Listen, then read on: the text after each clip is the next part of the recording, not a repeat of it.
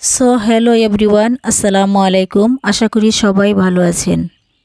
জীবনটা ততটাও সহজ নয় যতটা সহজ আমরা ভাবি। ভালোবাসার টানে মানুষ এক দেশ থেকে অন্য দেশে চলে যায়, এক প্রান্ত থেকে অন্য প্রান্তে চলে যায়।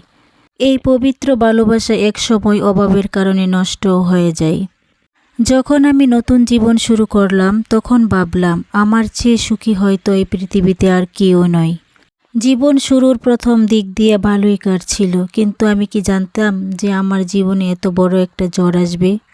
আমি মা হব, আমার হাজবেন্ড জেনে বিদেশে চলে গেছে। যেদিন আমার সন্তান পৃথিবীতে আসবে সেদিন আমার হাজবেন্ড শুনতে পাই। শোনার পরে আমার হাজবেন্ড সারা দিন আর কোনো ফোনই দেয় না। তখনও আমি জানতাম না আমার ভালোবাসার কমতি ছিল আমার হাজবেন্ডের কাছে কিনা। আমাদের প্রথম সন্তান ছিল, তারপরও আমার হাজবেন্ড আর ফোন দিয়ে দেখে নাই তার সন্তান পৃথিবীতে আসছে কিনা। আজও আমি জানি না আমার কোথায় ভুল ছিল, কি অপরাধ ছিল। সব সময় জীবনে এমন একটা সঙ্গী চাইতাম যে কিনা আমার দুঃখ সুখ সব কিছুই ভাগাভাগি করে নেবে, মান অভিমান।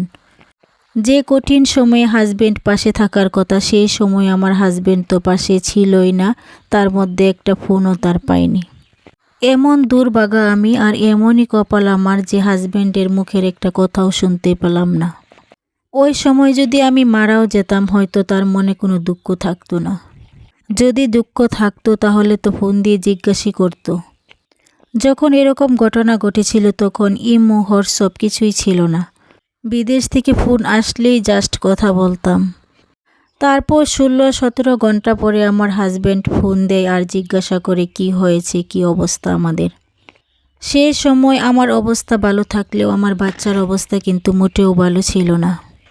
আমার প্রথম সন্তান, আমার কলিজার টুকরা পৃথিবীতে আসছিল, কিন্তু আমার মুখে কোনো হাসি ছিল না। তখন আমার বাচ্চাটা প্রচণ্ড অসুস্থ ছিল, কান্নাকাটি করছিল। প্রথম মা হয়েছিলাম, কিছুই বুঝতে পারছিলাম না। পৃথিবীতে এমন কপাল নিয়ে আমি জন্মেছি যে প্রথম সন্তান হবে, তারপরও হাজব্যান্ডের দেখা তো পাবো দূরের কথা, তার একটা মুখের কথাও শুনতে পেলাম না। পরের দিন ডাক্তারের কাছে নিয়ে গেছি আর অনেক দিন হসপিটালে ভর্তিও ছিলাম।